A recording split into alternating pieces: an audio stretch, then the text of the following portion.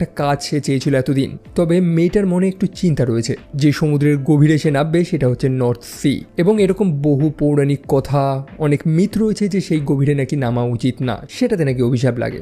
যদিও ক্রিস এইসব কথা তো একদমই বিশ্বাস করে না। সে তার ফিয়ান্সেকে আশ্বাস দেয় যে সে একদম সেফলি ফিরে আসবে, তার কিছুই হবে না।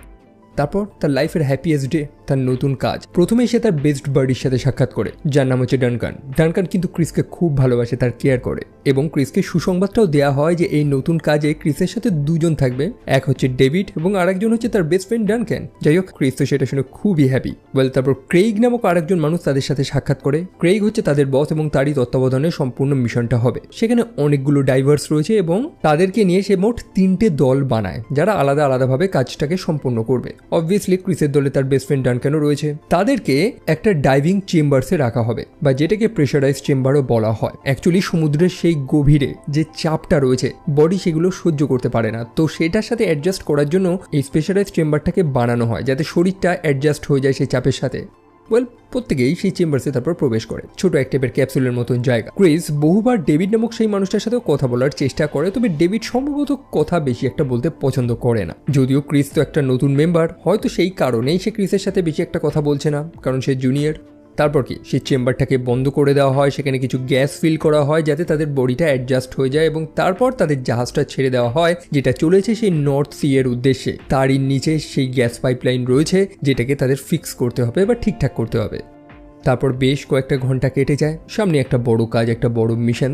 তারা একসাথে বসে বেশ কিছুটা ভালো সময় কাটাচ্ছে, এবং তখনই ডাঙ্কান একটা দুঃসংবাদ জানায় যে এটাই তার লাস্ট অপারেশন, এরপরই সে রিটায়ার করছে এই কাজ থেকে। যদিও সে রিটায়ার তো করতে চায় না, তার মনে এখনো ইচ্ছা যে সে 10টা বছর এই ডিউটিই করবে, তবে সম্পূর্ণ ম্যানেজমেন্ট তাকে বসিয়ে দিচ্ছে, এবং ক্রিস এটা নিয়ে প্রতিবাদও করে ওঠে। কিন্তু ডাঙ্কান আর প্রতিবাদ করতে চায় না। ডাঙ্কান চাইলে সে একটা ভিন্ন পদেও কাজ করতে পারে, তবে না, সে মনে করে যে কোম্পানি যখন চেয়েছে তাহলে হয়তো এখনই তার থেমে যাওয়া উচিত। অন্যদিকে তাদের সেই জাহাজটা সেই ডাইভিং সাইটের একদম কাছে গিয়ে পৌঁছেছে। দেখুন, সমুদ্রের মাঝখানে কিন্তু প্রযুক্তি অত কাজ করে না যে আপনি ভাবছেন যে ম্যাপ দেখে বা গুগল ম্যাপ দেখে আপনি প্রপার লোকেশনটা ডিসাইড করবেন, সেটা হয় না। সেখানে যেটা কাজ করে সেটা হচ্ছে ডিপিএস, ডাইনামিক পজিশনিং সিস্টেম, যেটার উপরে নির্ভর করেই তারা তাদের জাহাজটাকে সেই ডাইভিং সাইটের উপরে নিয়ে যায়। অর্থাৎ তাদের জাহাজটা দাঁড়াবে একটা জায়গায়, এই ডাইভার্সগুলো বা এই মানুষগুলো সরাসরি জলের নিচে নামবে, তাদের কাজটা সম্পন্ন করে আবার সরাসরি উঠে জাহাজে চলে আসবে। এখন জাহাজটা যদি তার জায়গা থেকে সরে যায়, বা একটা মানুষ যদি তাদের পজিশন থেকে সরে যায় বা হারিয়ে যায়, তো এই সমুদ্রের মাঝখানে কি এই মানুষটাকে খোঁজা সম্ভব? একদমই না। সো তারা সেই পজিশনে চলে এসেছে। ক্রিস, ডানকান এবং ডেভিড, তাদেরকে 1 ঘন্টা দেওয়া হয়েছে, তারা প্রত্যেকে রেডি হচ্ছে এবং তারপরই তারা সমুদ্রের নিচে নামবে। যে ডাঙ্কান রয়েছে সে থাকবে একটা ডাইভিং বেলের মধ্যে, অন্যদিকে ক্রিস এবং ডেভিড তারা নামবে সমুদ্রের নিচে। ডাইভিং বেলটাকেও কিন্তু সেই জাহাজ থেকে নিচে সমুদ্রের নিচে পাঠানো হয়, এবং এই ডাইভার্সরা সেটার থেকে নেমে আরও নিচে আরও গভীরে যায়। ক্রিস এবং ডেভিড তারা স্যুট পরে তাদের ডাইভিং গিয়ার্সগুলো নিয়ে একদম রেডি। অন্যদিকে ডাঙ্কান সেই ডাইভিং বেলের মধ্যে দাঁড়িয়ে সবকিছু ম্যানেজ করবে। ক্রিস এবং ডেভিড তাদের বডিটা একটা আম্বিলিকাল লাইনের সাথে কানেক্টেড থাকবে, অর্থাৎ কিছু তার এবং কিছু পাইপ, যেটার মাধ্যমে তাদের সাথে কমিউনিকেশন করা, যেটার মাধ্যমে তাদেরকে অক্সিজেন পাঠানো হবে, তাদের স্যুটে কিছু গ্যাস পাঠানো হবে। তো বলতে গেলে এটা এক টাইপের আম্বিলিকাল কর্ড, মানে সেই জিনিস যেটার সাথে মা এবং বাচ্চা কানেক্টেড থাকে। তারপর সেই 2 ডাইভার্স একদম গভীরে নামা শুরু করে এবং তারা তাদের পজিশনে গিয়ে পৌঁছায়, যেটা প্রায় 300 ফিট নিচে। সো ক্রিস তার কাজটা শুরু করছে, তবে সেই মুহূর্তেই একটা দুর্ঘটনা ঘটে। বাইরে চলছে চরম ঝড় বৃষ্টি। যেমনটা বললাম, সেই জাহাজটা কমপ্লিটলি ভাবে ডিপিএস নামক একটা প্রযুক্তির উপরে নির্ভর করে সেই স্থানে দাঁড়িয়ে রয়েছে, তবে কোনোভাবে সেই ডিপিএস সিস্টেমটা ম্যাল ফাংশন করে বসে বা সেখানে কিছু সমস্যা হয় এবং সেই জাহাজটা তার পজিশন থেকে আচমকা সরে যায়। এখন দেখুন, জাহাজটা তো সরে গেছে, সেই জাহাজের সাথে সেই ডাইভিং বেলটাও কানেক্টেড, এবং সেই ডাইভিং বেলের সাথে সেই 2জন ডুবুরি বা সেই 2 ডাইভার্স তারাও কানেক্টেড।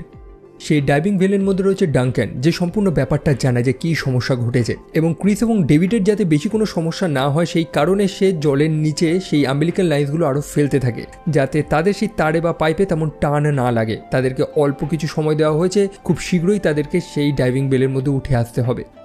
আর কি, সেখানে একটা জীবন মৃত্যুর রেস শুরু হয়েছে।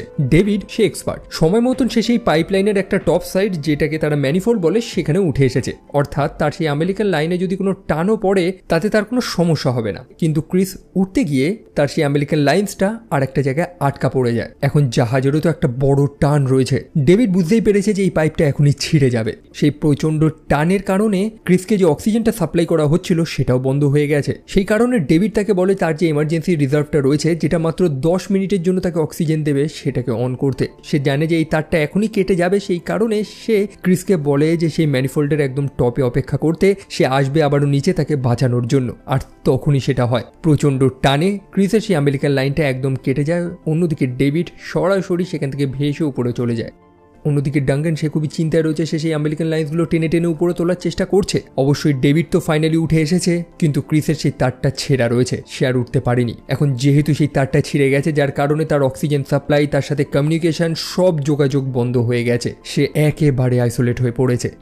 অন্যদিকে ক্রেইগ যে এই সম্পূর্ণ মিশনের হেড ছিল, সে তো খুবই চিন্তায় পড়ে গেছে। সে জাহাজের ক্যাপ্টেনকে রিকোয়েস্ট করে যে জাহাজের অ্যাঙ্কারটা ফেলে দিতে, যাতে জাহাজটা আর তার জায়গা থেকে না সরে যায়। যেমনটা বললাম, তাদের ডিপিএস সিস্টেমটা তো এই মুহূর্তে কাজ করছে না, তো তারা তাদের সেই পজিশন থেকে কতটা সরে গেছে, কতটা দূরে রয়েছে সেটা তো তারা জানেই না। তবে ক্যাপ্টেন জেমসন জানায় যে না, এটা সম্ভব না, তারা এই মুহূর্তে নিচে অ্যাঙ্কারটা ফেলতে পারবে না, কারণ নিচে বহু স্থানে গ্যাস পাইপলাইন থাকতেই পারে। তারা যদি এই মুহূর্তে অ্যাঙ্কারটা ফেলে তাহলে সেটা সেই পাইপলাইন সব ফাটিয়ে দেবে, যার কারণে একটা প্রাকৃতিক দুর্যোগও ঘটতে পারে। তো একটা মানুষকে বাঁচানোর জন্য এরকম একটা বড় রিস্ক নেওয়া সম্ভব? অবশ্যই না। অন্যদিকে ক্রিসের কাছে মাত্র 7 মিনিটের অক্সিজেন বাকি রয়েছে। সেই আমেরিকান লাইনটা কেটে যাওয়ার যে ঝটকাটা লেগেছে, যার কারণে সে সমুদ্রের মাঝখানে একটা স্থানে রয়েছে। তার কম্পাসটাও খারাপ হয়ে গেছে, সেই কারণে সে বুঝতে পারছে না যে সে কোথায় আছে। ডেভিড তো তাকে বলেছিল যে সেই ম্যানিফোল্ডের একদম টপে যেতে হবে। একদিকে কম্পাস কাজ করছে না, অন্যদিকে সমুদ্রের গভীরে সেই অন্ধকার, ফ্লেয়ারের সাহায্যেও তেমন একটা হেল্প সে পাচ্ছে না। অন্যদিকে জাহাজের ক্যাপ্টেন সম্পূর্ণ শিপটাকে ডায়াগনোস করে বুঝতে পেরেছে যে শিপের থ্রাস্টারে কোনো সমস্যা হয়নি। এখন তাদের শিপটাকে ম্যানুয়ালি কন্ট্রোল করতে হবে, সেই ডিপিএস এর ভরসায় থাকলে চলবে না। আর অবশ্যই ম্যানুয়াল কন্ট্রোল যদি তারা না করে, তাহলে বাইরে যে ঝড় উঠেছে, যে ঢেউ রয়েছে, যার কারণে জাহাজ আরও অনেক দূরে চলে যেতে পারে। তাদেরকে ততক্ষণ এই জাহাজটাকে ম্যানুয়ালি কন্ট্রোল করে একই জায়গায় রেখে দিতে হবে যতক্ষণ না সেই ডিপিএস সিস্টেমটাকে নতুন করে অনলাইন না করা যায়। অন্যদিকে ক্রিস, যার কাছে মাত্র 4 মিনিটের অক্সিজেন বাকি রয়েছে এবং সে ফাইনালি সেই পজিশনে গিয়ে পৌঁছায়। এখন তাকে ম্যানিফোল্ডে সেই টপে উঠতে হবে। উঠতে উঠতেই সময় প্রায় কেটে যায়। সে জানে যে তার কাছে আর অক্সিজেন নেই এবং চোখের সামনে সে মৃত্যুটাকে দেখছে। আর এই সময় কার কথাই বা তার মনে আসতে পারে? অবভিয়াসলি সে তার ভালোবাসাকে প্রতিজ্ঞা করে এসেছিল যে তার কিছু হবে না, এবং তারই কথা তার মাথায় আসছে। এবং তার কথা ভাবতে ভাবতেই সময় কেটে যায় এবং সেকেন্ডের পর সেকেন্ড কেটে অক্সিজেন শেষ হয়ে যায়। অন্যদিকে সেই জাহাজটাকে ম্যানুয়ালি কন্ট্রোল করা হচ্ছে, যেটা সত্যি খুবই কঠিন কাজ। সেই জাহাজটাকে একটা জায়গায় ব্যালেন্স করে রাখাটা সত্যিই কঠিন। একই সাথে ডিপিও জানায় যে সেই ডিপিএস সিস্টেমটাকে অনলাইন করার একটা উপায় রয়েছে, সেটা হচ্ছে একটা হার্ড রিসেট করা। তবে সেটা করতে ঘন্টাখানিকও লেগে যেতে পারে এবং এত সময় তো তাদের নেই। জাহাজের ক্যাপ্টেন জানায় যে শীঘ্রই আর একটা রাস্তা বার করতেই হবে তাদের। অন্যদিকে অ্যান্ড্রিউ, যে আরওভি ড্রোনটাকে কন্ট্রোল করছিল, সেও কিন্তু ক্রিসকে খুঁজছে। প্রথমে মেইনটেনেন্স এরিয়াতে তাকে খুঁজে না পাওয়া গেলেও একদম টপে সেই ম্যানিফোল্ডে ফাইনালি তাকে খুঁজে পায় তারা। অবশ্যই ক্রিসের কাছে যে অক্সিজেনের রিজার্ভ ছিল সেটা শেষ হয়ে গেছে এবং ক্রিস সেখানে পড়ে রয়েছে, তবে তার হাত পা নড়ছে। অক্সিজেন ছাড়া সময় কেটে গেছে প্রায় 7 মিনিট। ক্রেইগ তখন অ্যান্ড্রিউকে বলে যে তাদের ড্রোনটা দিয়ে যদি কোনোভাবে ক্রিসকে টেনে উপরে তোলা যেত তো তাহলে তো ভালোই হতো, তাই না? অ্যান্ড্রিউ জানায় যে এই আরওভি ড্রোনগুলোকে তৈরি করা হয়েছিল ডেড বডিগুলোকে তোলার জন্য। তবে ক্রিস তো জীবিত রয়েছে, এই কাজটা করতে গিয়ে যদি ক্রিস মারা যায় তখন কি হবে? অবশ্যই এই কাজটা তো সে করতে পারবে না, সেই কারণে ক্রেইগ নিজে দায়িত্ব নেয়। ক্রেইগ জানায় যে এই মানুষগুলোকে সে কাজে এনেছে, এই মানুষগুলো তার রেসপন্সিবিলিটি, সেই কারণে ক্রেইগ নিজে কন্ট্রোলটা সামলায় এবং সেই ড্রোনটার মাধ্যমে ক্রিসকে সেখান থেকে তোলার চেষ্টা করে। তবে তারা তুলতে পারে না, কারণ ক্রিস একটা হুকের মাধ্যমে নিজেকে সেখানে আটকে রেখেছিল। তবে কেন? ক্রিস জানতো যে সে আনকনসিয়াস হয়ে পড়বে, সে তার জ্ঞান হারাবে এবং চরম জলের চাপে বা ঢেউতে যাতে তার বডিটা ভেসে অন্য কোথাও না চলে যায়, সেই কারণেই সে নিজেকে সেখানে আটকে রেখেছিল। আর সেই কারণেই সেই ড্রোনটার মাধ্যমে ক্রিসকে তো উপরে তোলা সম্ভব না। আর এইভাবেই 16টা মিনিট কেটে গেছে। ক্রিস অক্সিজেন ছাড়া রয়েছে সেই জলের নিচে। সামহাও তার হাত পাতগুলো নড়ছে, যেটাকে এক্সপ্লেইন করা হয় যে সম্ভবত ব্রেন অক্সিজেনের অভাবেই সেই রেসপন্সগুলো করে থাকে। এটার এক্স্যাক্ট মেডিকেল এক্সপ্লেনেশন আমি আপনাদের দিতে পারবো না অবভিয়াসলি। একই সাথে ডাঙ্কান ডেভিডকে সেই পুরনো গল্পটা শোনায় যখন ক্রিসের সাথে তার প্রথম সাক্ষাৎ হয়েছিল। তারা একটা রেস্কিউ অপারেশনে ছিল, যেখানে কাঁকড়া ধরা একটা জেলেদের বোট ডুবে গিয়েছিল। তারা সেই সমুদ্রের গভীরে গিয়েছিল মৃতদেহগুলোকে উদ্ধার করার জন্য। তবে একজন মানুষের বডি তারা খুঁজে পায় না, যেটা অবশ্যই জলের স্রোতেই অন্য কোথাও চলে গেছে। আর সেই কারণেই হয়তো ক্রিস নিজের বডিটাকে সেখানে হুক দিয়ে আটকে রেখেছিল। ডাঙ্কান জানায় যে একজন মানুষের বডি তো পাওয়া যায়নি, তার পরিবারকে এখন তারা কি জবাব দেবে। সেই কারণে মৃত মানুষটির পরিবারকে একটা বাক্স দেওয়া হয়, যেটা বেসিক্যালি জুতোর বাক্স, যেটার মধ্যে সে মৃত মানুষটির লকারে তার পছন্দের যে জিনিসপত্রগুলো ছিল সেগুলো ছিল।